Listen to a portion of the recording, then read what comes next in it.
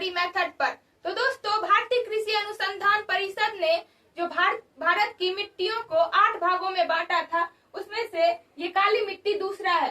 इससे पहले वाले वीडियो में हमने जलोढ़ मिट्टी के बारे में पढ़ा था। आज हम देखेंगे काली मिट्टी। काली मिट्टी के बारे में हमने कुछ पॉइंट यहाँ लिखा है, तो चलिए देखते हैं। काली मिट्टी के बारे में कुछ जानकारी प्राप्त करते हैं। तो पहला पॉइंट है कि काली मिट्टी का निर्माण ज्वालामुखी विस्फोट के दौरान निकलने वाला लावा पदार्थ के विखंडन से एवं बेसाल्ट चट्टान के टूटने फूटने से होता है। जैसा कि हमें पता है, मिट्टी का निर्माण चट्टानों के टूटने फूटने से होता है। तो काली मिट्टी का निर्माण जो है, ज्वालामुखी जब विस्फोट होता है तो उसके दौरान जो लावा पदार्थ निकलकर जम जाता है, उसके विखंडन से और बेसाल्ट चट्टान के टूटने फूटने से होता है। दूसरा पॉइंट है कि काली मिट्टी को कई नामों से जाना जाता है। काली मिट्टी को कई नामों से जाना जाता है, जैसे रेगूर मिट्टी, काली कपास की मिट्टी। काली कपास की मिट्टी इसे इसलिए कहा जाता है क्योंकि यह कपास की खेती के लिए बहुत अधिक उपयुक्त होती है। इसे लावा मिट्टी कहा जाता है क्योंकि ये ज्वालामुखी से निकलने वाले लावा पदार्थ के विखंडन से बनता है, इसीलिए इसे लावा मिट्टी कहते हैं। इसे ट्रॉपिकल ब्लैक अर्थ कहा जाता है क्योंकि यह काला होता है, तथा इसे उत्तर प्रदेश में करेल मिट्टी के नाम से भी जाना जाता है। तीसरा पॉइंट है कि अंतर्राष्ट्रीय रूप से इस मिट्टी को उष्णकटिबंधीय चरनोजन कहा जाता है। चौथा पॉइंट है, इस मिट्टी का विस्तार लगभग 5.46 लाख वर्ग किलोमीटर अर्थात देश के लगभग 16.6% भूभाग पर यह पाया जाता है।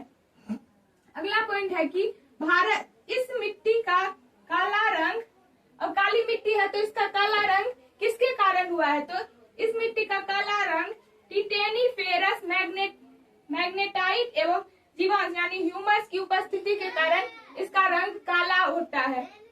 इस मिट्टी में आयरन, चूना, एल्यूमिनियम एवं मैग्नीशियम की बहुलता होती है, यानी इस मिट्टी में आयरन, चूना, एल्यूमिनियम एवं मैग्नीशियम बहुत अधिक मात्रा में पाए जाते हैं।